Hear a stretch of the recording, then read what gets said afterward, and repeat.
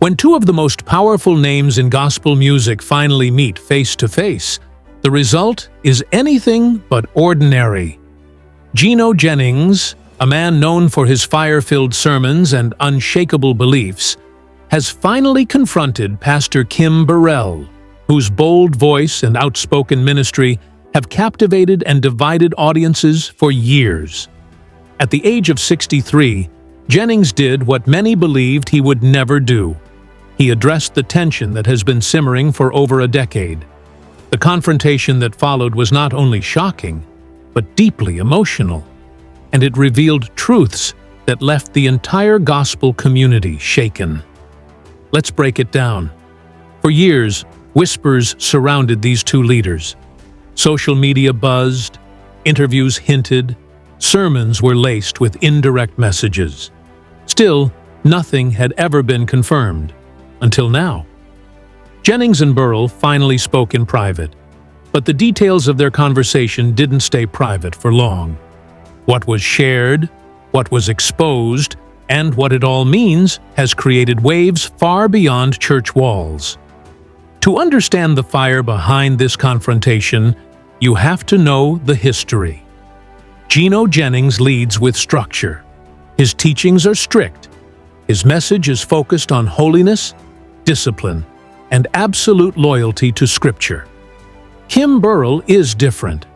She leads with freedom. Her ministry embraces love, healing, and transformation. While both have massive followings, their methods couldn't be more different.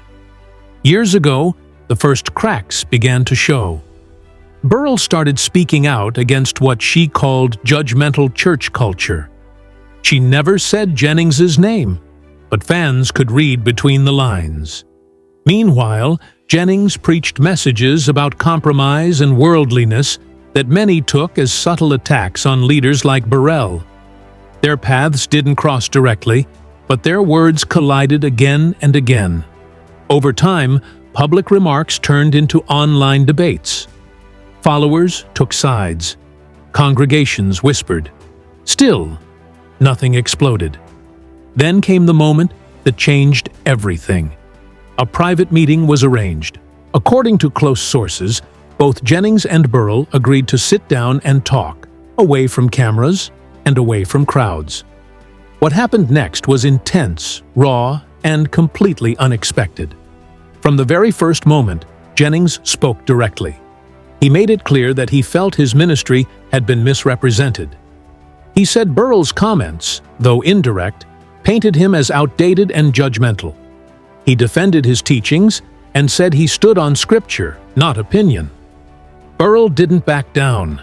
She said her goal was to protect people from hurt caused by rigid doctrine.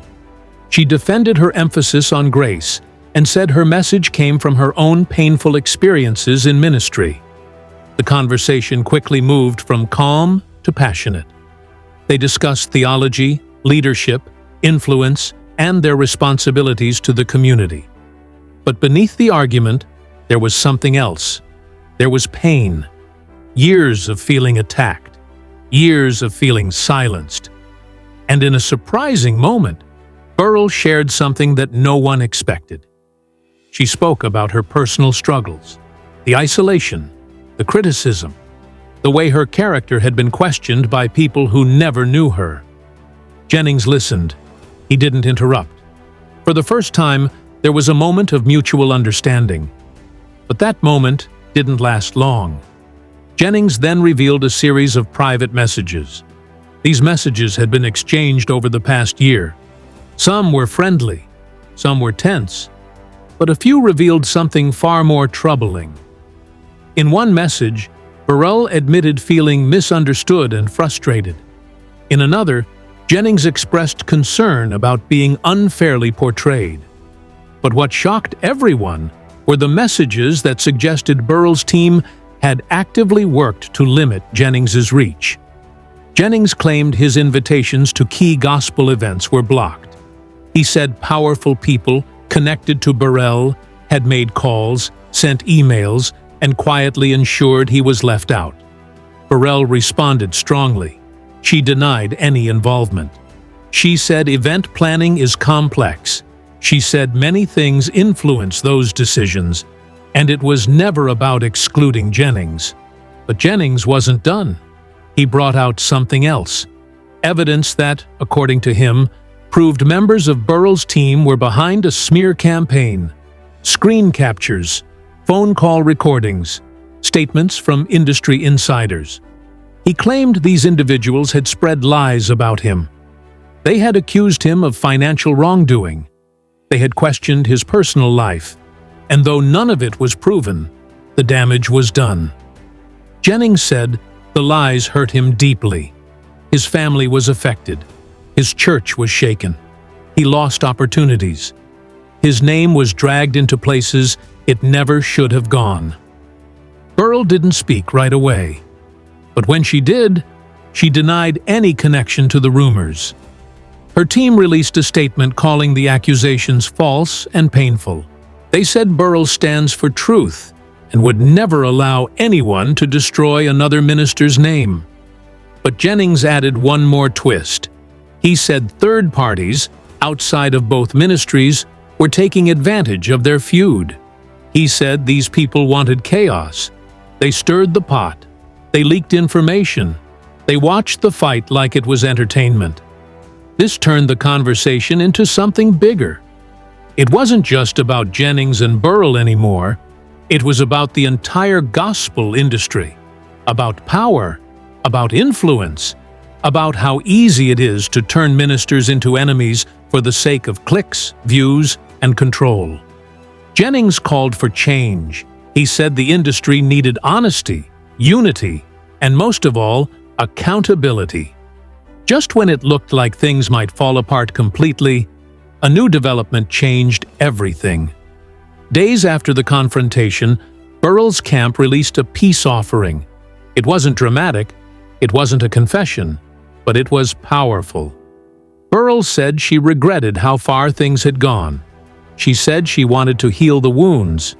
She invited Jennings to meet again, privately, calmly, without media, without noise. Jennings responded carefully. He said he was open to peace, but only if it was real. He wanted transparency. He wanted truth, not empty apologies, not quick fixes. For a moment, it seemed like reconciliation might actually be possible. Followers on both sides felt hopeful. Maybe the drama was over. Maybe healing was on the way. But then another rumor spread, one that caught everyone off guard. Reports said a secret meeting had taken place in Atlanta, behind closed doors. No reporters, no live streams, just Jennings, Burrell, and a group of respected leaders in gospel music, producers, pastors, singers, executives, all there to help end the division. What they discussed was more than just hurt feelings.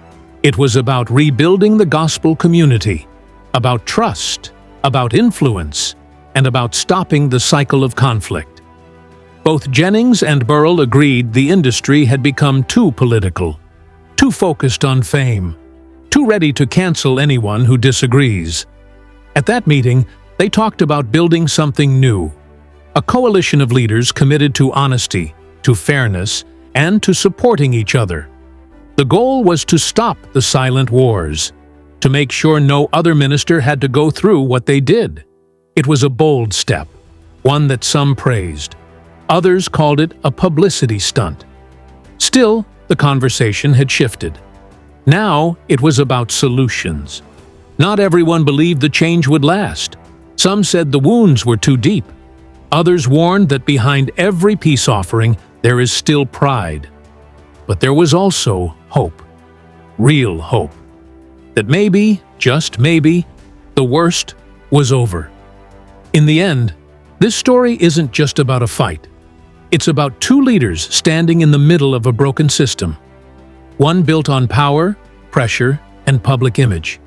And they chose to speak, to confront, to reveal, to demand something better. What happens next is unclear. Will Gino Jennings and Kim Burrell truly walk toward peace? Will their ministries be stronger after the storm? Or will more secrets come out, threatening the fragile progress they've made? One thing is certain. The world is watching, the gospel community is listening, and the truth, no matter how painful, is finally being told. So what do you think? Is this the start of something better? Or are we witnessing just another chapter in a long battle for influence? Share your thoughts in the comments. And if you care about truth, healing, and powerful stories like this, subscribe for more. This isn't over. Not yet.